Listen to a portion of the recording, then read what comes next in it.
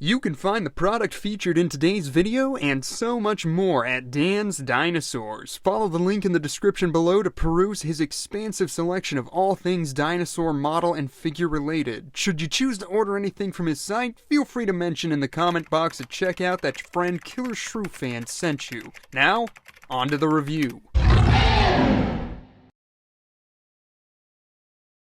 Hello everyone and welcome once again to Nanmu November on Killershrewfan's Killer Toy Reviews. I hope everyone who celebrates had a great Thanksgiving as well as a pleasant holiday weekend. And everyone else, I hope you had a good weekend too. Now, originally I only had 3 videos planned for this year's Nanmu November, which have all been uploaded, so be sure to check those out by the way. But lo and behold, look what just showed up, fresh off the mail truck from Dan's Dinosaurs. It's Nanmu's new Carnotaurus duo. Yes, after bemoaning the whole remake direction Nanmu has been so hyper-focused on as of late in my Supplanter 2.0 review, I've already got 2 more to look at on the channel. But I mean, are any of you that surprised? It's Carnotaurus. Of course I was going to pick these up. That being said, I did wind up coming around to the whole remake idea with their new Spinosaurus, so we're going to see if I'll be following up my Thanksgiving meal with yet another big heaping serving of my own words. So here we go, it's Killershrewfan's Killer Toy Reviews, and this is Nanmu's Carnotaurus Ranger 2.0 Duo.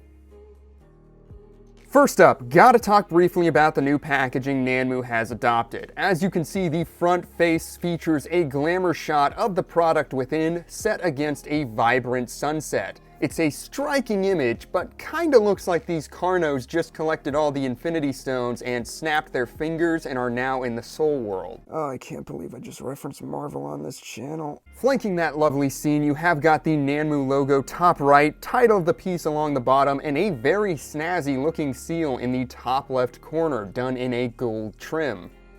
Then the back of the box just has another angle of the figure against a black backdrop, so no eye-catching artwork on this box, but the photos of the figure against the sunset backdrop are still flashy enough, I suppose. As per usual, you do get an art card with each depicting the variant in question roaring out in a mountain environment, while the opposite side has all the usual anatomical sketches. Okay, enough time spent on the packaging, let's talk about the Carnos themselves, and there they are in all of their glory, and yeah, once again, I'd be hard-pressed to say these aren't a massive cut above the original Carnotaurus. Granted, the old Ranger was one of Nanmu's earliest pieces, and the first I ever got in my collection, but I think it's safe to say that their artistry has improved tenfold since those days. These guys are like a 4K remaster of that sculpt. Every detail is so much more defined than on the predecessor, and the paint jobs are staggering in comparison. You can see they come in 2 color variants, both of which reflect the different color schemes we see in the World Trilogy. The newer color scheme, and the one we'll be focusing on primarily today, has the demon colors we see both at the end of Fallen Kingdom and during the Malta scene in Dominion. And the sculpt even bears the scars and broken horn of that design, while the alternative paint job looks more like the animal we see during the volcanic eruption on Nublar and or Toro of Camp Cretaceous fame. You're able to get these color schemes on either of the unique sculpts, making for 4 distinct designs in total. But if you want a roaring Toro, just know he's going to be sporting a broken horn. Yeah, that's the flip side of no jaw articulation, right? Obviously, I didn't spring for all 4. 2 of these redos is enough for me, but since both reflect a different design of the films, both seemed worthwhile. Plus, come on, it's Carnotaurus, the favorite child. Obviously, I'm going to be a little bit more open to picking up variants. Each of the figures then comes with an official Ranger 2.0 base that reflects the environment of the sculpt in question. The lighter variant, which I'll just call Toro from here on out, stands on an earthen sandy base with various drooping green plants dotting the surface, while the Demon comes on a base finished with cobblestones to emulate the Malta setting. I will say, I love all the different variations in sculpt, color, and height here to show the age of the stones. Some of them bear jagged cracks, some are raised higher than others, and all the unique colors really sell the aged look of the square. That said, I am sorely missing the teased scooter that was added to the original 3D sculpt. I don't know, maybe that would have just been difficult to mold and cast, but then again, the upcoming Dragon Soul Giga comes with a half-eaten deer carcass on its base, so I'm not sure why a scooter was added to this base and then dropped. Wish they could have found just some way to incorporate that detail here, even if it was just as one of the unpainted accessories they used to always include. That would have been enough for me. Oh well, I'll just have to find a mini scooter to glue on myself. The scene just doesn't feel complete without it. As a side note, be careful taking these things off their bases and putting them on. The peg is a very snug fit, and I've already noticed some material cracking away under the feet of Toro here. Gotta love resin, am I right?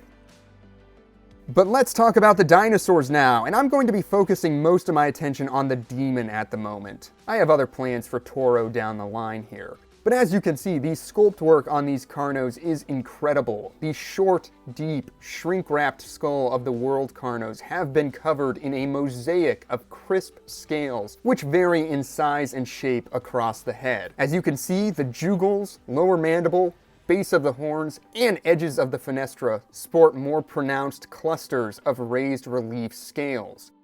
Meanwhile, the top of the skull is adorned in small spikes as you lead up into the horns, which have been given a subtle keratinous texture brought out through the paint.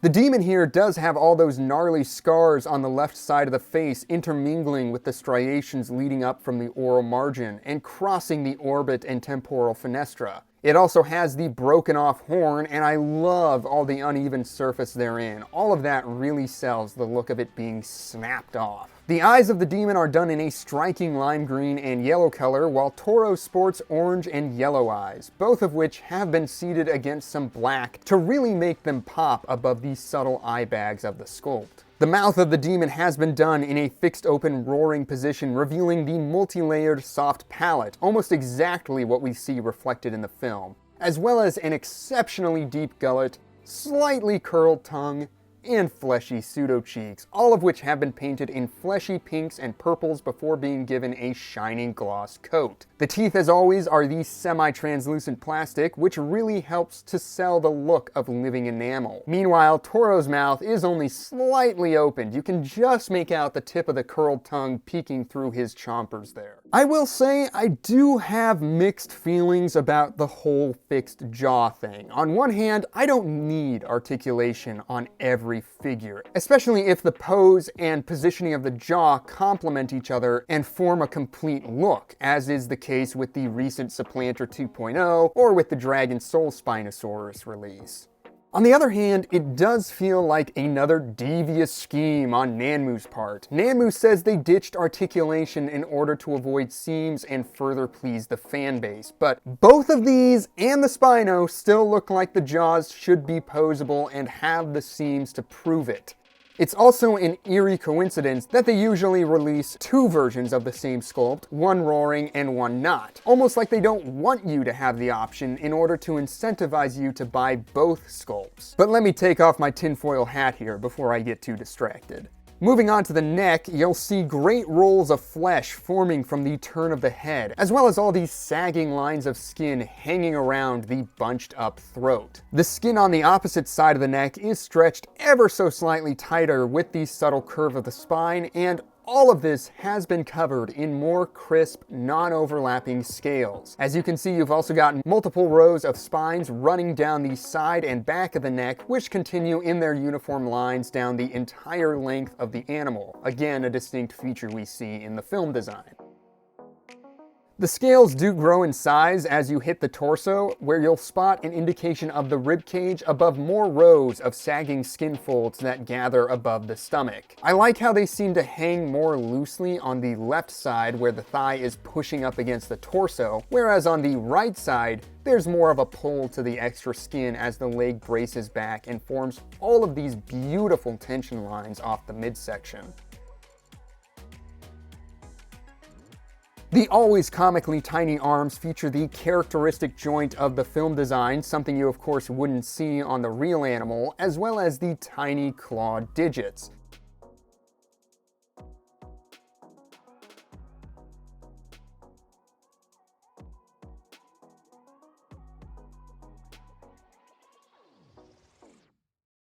I was surprised to see that the arms seem to be cast in a much more flexible material, something not present on any other extremities on this piece. It's nice to see Nanmu learning from their mistakes and taking steps to mitigate the possibility of breakage, but I can think of 3 or 4 other areas of the sculpt that may have benefited from this same material instead of just the hands. Here's hoping a fall off the shelf doesn't lead to some broken horns down the line. The legs, in contrast to the arms, are quite robust in their construction, with thick cords of bunching muscles flexing in the thighs and calves as we feed down into these sturdy ankles.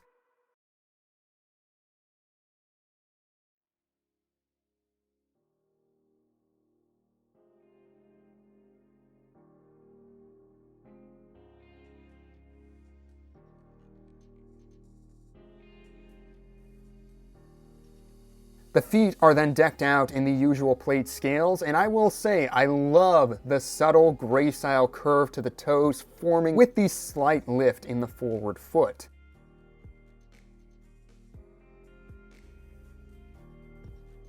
Now for the tail, you can see it is quite sturdy on this figure, basically running in a continual plane from the swell of the torso.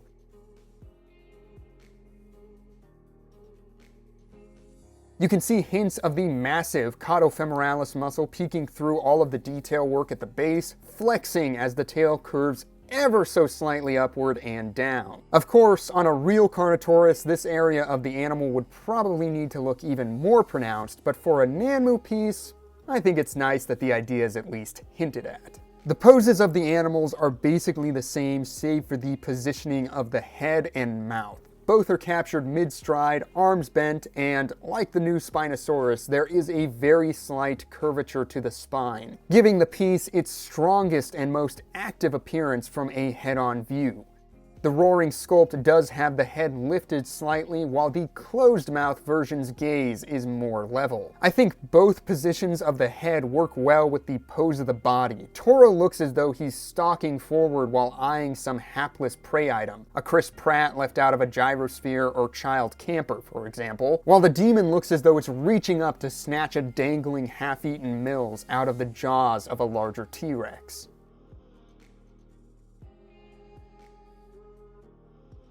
So that's the sculpt of these figures. Overall, the technical execution of the detail here is immaculate, and I will say I find that I like the overall look much better in person. Why do I say that? Well, when it comes to how well they maintain the spirit of the film design, I will admit that there was something that initially just seemed off about the sculpt to me based on Nanmu's promotional shots, especially in regards to the head. From certain angles, it seemed the spitting image of the film design, but in straight profile, it didn't look quite right and still doesn't sit 100% with me. I wish I could put my finger on exactly why, but it almost looks like a T-Rex with horns as opposed to a faithful Jurassic World Carnotaurus. It does look much better in hand, leading me to wonder if there's some sort of distortion caused by the focal lengths of the lenses Nanmu uses for their promotional photos, but it's still not spot on to me. Certainly more than serviceable for an unofficial piece, but it does fall a bit into the uncanny valley in some regards. I don't know, maybe you guys can clue me in as to why I feel that way. Now for the paint jobs. I mentioned how each reflects a unique design in the Jurassic franchise. The main body of the demon sports an almost charcoal coloration, which transitions beautifully into a cream underbelly. You've also got some light gray stripes marking the legs and modeling the torso of the animal, as well as running between the jagged stripes of vibrant orange that mark the length of the animal's back. The head is then covered with layers of orange coloration that rest in the fenestra of the animal, all of which makes for a more realistic take on the classic Kenner toy.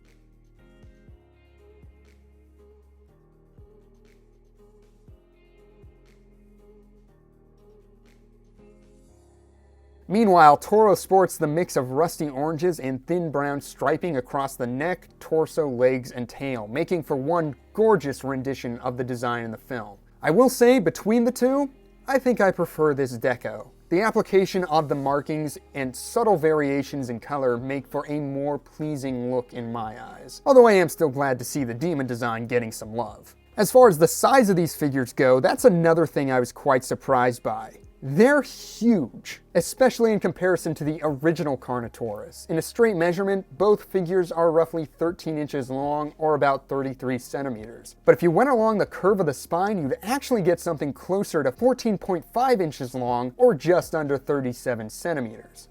Both figures then measure just over 5 inches off the ground, or just over 13 centimeters. Now, the DPG promotional material for Fallen Kingdom listed the Carno's length at just over 34 feet long, a little larger than the real-life counterpart, but with that in mind, that would put these big boys in at around 1/28 scale, following in Nanmu's trend of releasing larger and larger figures as they go forward.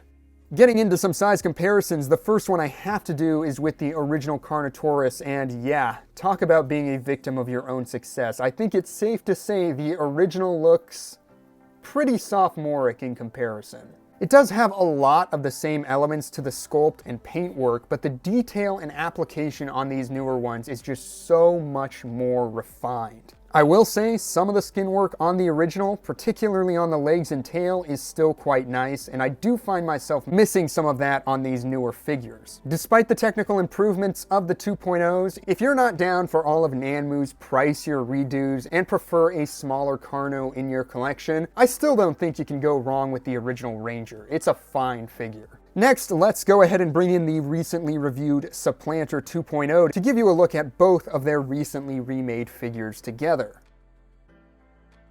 And then I have to bring in an Allosaurus to recreate that scene in Malta. Gotta be honest, was I a little disappointed the Carnotaurus and Allosaurus didn't fight in Dominion? Yeah, would have been nice to see Carnotaurus getting some good action in the franchise, but at the same time, I did love seeing how they just kind of wandered around the black market and out onto the square together like two good friends on vacation. Everyone's out here talking about the future of Jurassic, but I don't know, I think these two deserve their own spin-off series.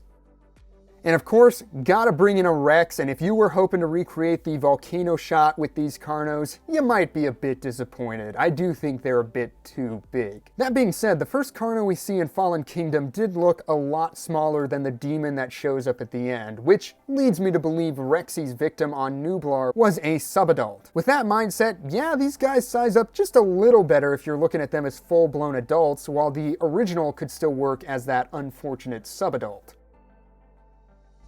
And now for some other Carnotaurus comparisons. First up, we're going to pit these unofficial releases against a licensed Carnotaurus. This is, of course, Prime 1's 1/38 scale Fallen Kingdom Carnotaurus, and wow, does the paint on that Prime 1 offering look childish in comparison. I do see more of the film design in that sculpt though. Maybe it's the length and girth of the neck, I don't know. I'll get more into it in a later video, but I do think this just goes to show that being officially licensed doesn't always make for a better figure in the long run.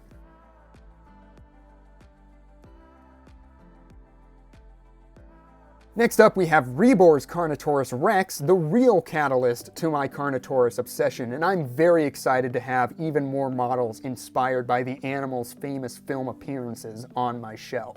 And now for something completely different, we have a few more accurate Carnos, at least relatively speaking. First up, here are Nanmu's Carnos with PNSO's Domingo, and as always, he looks very excited to be involved. And then we have Carnegie's old Carnotaurus, one of the best figures from that entire line, and still my personal favorite Carnotaurus in my collection.